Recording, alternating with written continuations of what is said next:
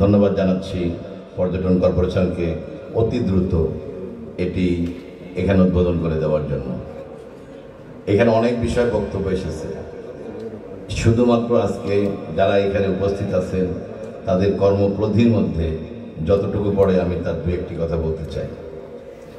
সর্বপ্রথম হচ্ছে যে আমরা যে ভবনটি পেয়েছি এটি পর্যটনের জন্য যেমন ভালো, সব মিষ্টি কথা সবসময় মিষ্টি লাগে, একটু তেতো কথা আগেই বলে রাখলে হয়তো তার ফলটা পরে পাওয়া যাবে।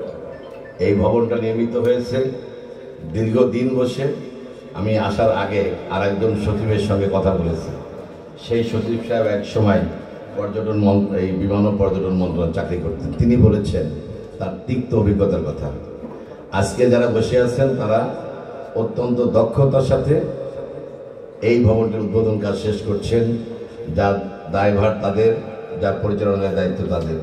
এর পিছনে এই ভবনটি নির্মাণ থেকে শুরু করে বহুবার ঠিকাদার বদল, হাত বদল, বিক্রি, নির্মাণ কাজের ত্রুটি আমরা জানি। সেটি অনুগ্রহপূর্বক লক্ষ্য রাখবেন সেই ত্রুটিগুলো যেন আমরা ঠিক রেখে, এটার মেইনটেনেন্স ঠিক রেখে এই ভবনটিকে সুন্দর রাখতে পারি এবং বাগেরহাটবাসী তথা অন্যান্য সকল পর্যটকের সেটি কাজে লাগে। আমার অত্যন্ত দৃঢ় বিশ্বাস এই বিষয়টি আজকের যে দুজন প্রধান অতিথি এবং সভাপতি মহোদয়কে আমি অবহিত করলাম, এটি তাদের নজরে থাকবে এবং যার দ্বারা বাগেরহাটবাসী উপকৃত হবে তথা পর্যটন শিল্প উপকৃত হবে। বাগেরহাটের এই পর্যটন যেটি বলা হয় সেটি সুন্দরবন কেন্দ্রিক। সুন্দরবন কেন্দ্রিক আমাদের সাথে কথা হয়েছে যে সুন্দরবন কেন্দ্রিক পর্যটনের উন্নয়নের জন্য প্রথমে চিন্তা করা হয়েছিল বাগেরহাটে একটি আমাদের এয়ারপোর্ট প্রয়োজন, যেটি আপনারা শুনেছেন। সেই এয়ারপোর্ট নির্মাণ কাজ অনেক আগে শুরু হয়েছে। শুধুমাত্র আমরা অফিসে চাকরি করা এবং অফিসের বাইরে থাকা দুটা বিষয় যেহেতু জানি, বাগেরহাটের মানুষ হিসেবে জানি যে এই এয়ারপোর্টের উদ্বোধন হয়েছিল যার হাত ধরে। তিনি যেহেতু রাজনৈতিক ক্ষমতায় নাই, তিনি যেহেতু এখন নাই, সুতরাং এই এয়ারপোর্টটি আর করা ঠিক হবে না। দ্বিতীয়ত, বাগেরহাটের পাশে আরেকটি জেলা আছে গোপালগঞ্জ, যে জেলায় একটি বৃহৎ আন্তর্জাতিক এয়ারপোর্ট নির্মাণের পরিকল্পনা ছিল, যেটি আপনারা সবাই জানেন। সেই এয়ারপোর্ট করলে, বাগেরহাটে আরেকটি এয়ারপোর্ট করলে দুটি একসাথে যায় না।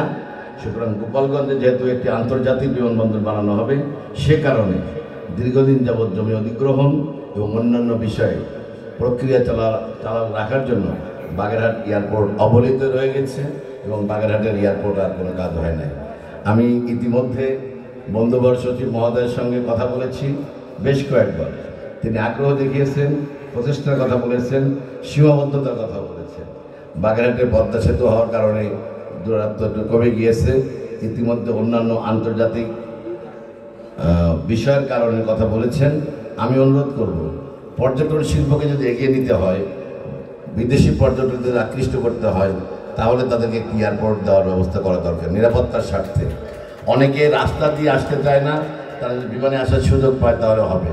স্বল্প আকারে হলেও, সীমিত আকারে হলেও একটি বিমানবন্দর চালু করা যায় কিনা বাগেরহাটে, যার জমি অধিগ্রহণ করা আছে, 3 দিকে দেওয়াল দেওয়া আছে। এখন শুধু মাটি ভরাটের কাজ করে একটি হেলিপ্যাড নির্মাণ করলে, রানওয়ে নির্মাণ করলেই হয়তো চালু হতো। আমি ঠিক কারিগরি বিষয় বলতে পারবো না, কত টাকা লাগবে জানি না।